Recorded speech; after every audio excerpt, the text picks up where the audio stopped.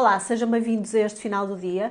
O meu nome é Isabel Meneres Campos e hoje queria falar aqui um bocadinho sobre a corrupção. É um tema que já ando para falar há uns tempos. O tema obviamente não se esgota numa crónica de 3 ou 4 minutos, como é esta, mas queria deixar aqui algumas notas. Assistimos aqui há dias à detenção de Luís Filipe Vieira para interrogatório e antes dele já tinha havido os casos mediáticos de Sócrates, Ricardo Salgado, João Berardo, alguns casos que envolveram também juízes e magistrados do Ministério Público. Enfim, são casos, de uma forma geral, relacionados com a gigantesca teia de compadrio e corrupção que varreu o nosso país e, sobretudo, tem a ver com financiamentos colossais concedidos pela banca a amigos do regime. E estes casos têm algo em comum. É a ligação de que beneficiaram alguns, ligação essa ao poder político e à banca.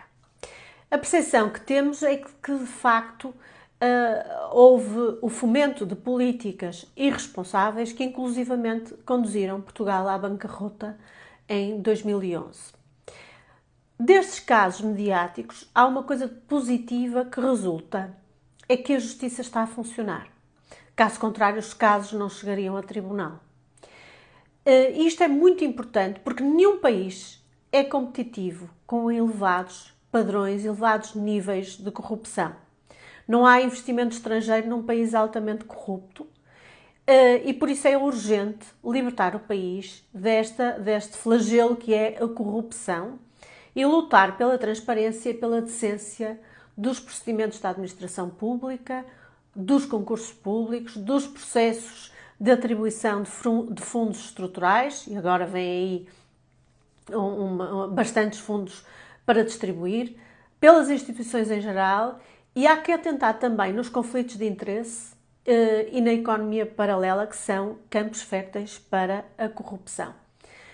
Portanto, este é um problema muito abrangente. Há a pequena corrupção, a grande corrupção anónima, não individualizada, abstrata, que raramente é detectada, mas que tem custos relevantes para o contribuinte.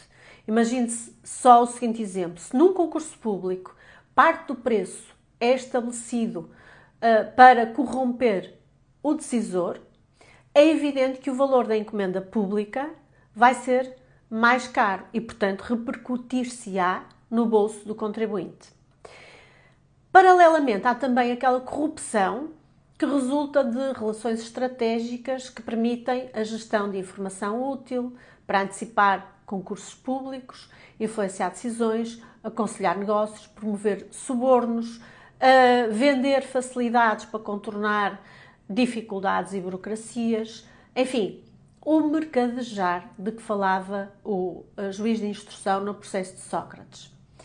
Aquilo que se vive em Portugal é uma corrupção sistémica que ocorre no dia-a-dia e que não se resolve com medidas avulsas ou isoladas. E por isso é importante investir na prevenção e na sensibilização para a corrupção. Esses casos mediáticos que chegam agora a tribunal parecem não ter fim. E a ideia que temos é que as pessoas são condenadas em praça pública antes de serem efetivamente julgadas na justiça. Mas isto é uma conclusão errada. Primeiro, porque eu acredito sinceramente que a justiça está a funcionar e também não adiro ao discurso populista e justicialista de que estes casos não passam de julgamentos em praça pública e, por outro lado, também não adiro àquela conclusão politicamente correta, e tal, até à condenação, qualquer indivíduo se presume inocente. Os casos de corrupção devem ser julgados em tribunal, é esse o local próprio para o seu julgamento e é preciso acreditar que a justiça funciona. Porventura, teremos que rever algumas molduras penais, teremos que rever o processo judicial para que ele seja mais célere, mas ao mesmo tempo ofereça garantias aos acusados. mas, em todo caso, é preciso confiar nos tribunais e no seu funcionamento. Eram essas as notas que vos queria trazer hoje. Boas férias, se for o caso, e para a semana cá estarei de novo com mais uma crónica.